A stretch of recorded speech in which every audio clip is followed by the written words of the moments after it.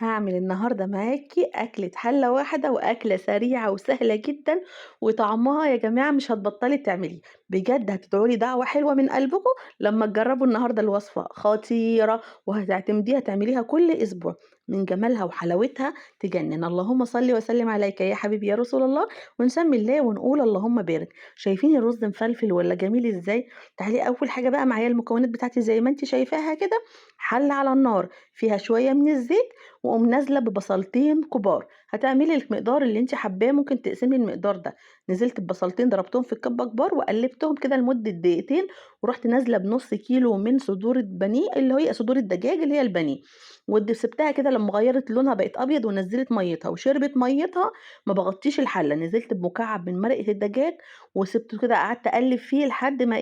يكون ساح معاكِ، هانزل بقى بكوباية من البسلة وممكن بسلة على جزر، بس أنا ما كانش عندي جزر. تمام، قلّبيهم تقليبتين حلوة كده، معلقة ونُص كبيرة من بهارات الرز من عند أي عطار، بس أنا باحب أجيبها جدًا من عند كارفور، بجد خطيرة يا جماعة، ومعلقة ونُص كبيرة مليانة هرمية من بهارات التِكّة، ومعلقة صغيرة من الفلفل الأسود، معلقة إلا ربع، ورشة صغيرة ملح، عشان حاطة مرقة والبهارات فيها ملح. الرز البسمتي بتاعي أنا نقعته قبل ما أبدأ أحط الزيت في الحلة، حطيته في طبق ورُحت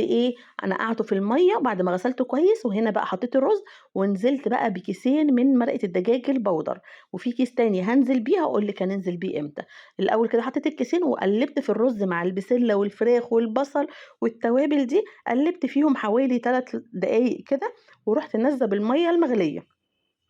يا جماعة مهم جدًا، جدًا، جدًا بُصّوا تحطّيها 100 خط إن أنزل بالمَيّة تكون مغلية مش من الحنفية، بتفرق جدًا. خلاص بقى حطّيته كده وأول ما بدأ إن هو يغلي وطّيت عليه، أول ما بدأ شرب كده بافتح عليه الحلة وأحط الكيس التالت بتاع مرقة الدجاج البودر، وبتقلّبيه تقليبة كده لو حسيتيه عايز شوية مَيّة بتدّي له كده شوية مَيّة مغليين كمان، وسيبيه يكمّل سِواه خالص لمّا يستوي. أتمنى الفيديو النهارده عجبكم لايك وشير، واللي مش عندي يشترك ويفعل الجرس عشان كل جديد عندي يوصل لكم. أسيبكم في رعاية الله وأقول لكم سلام.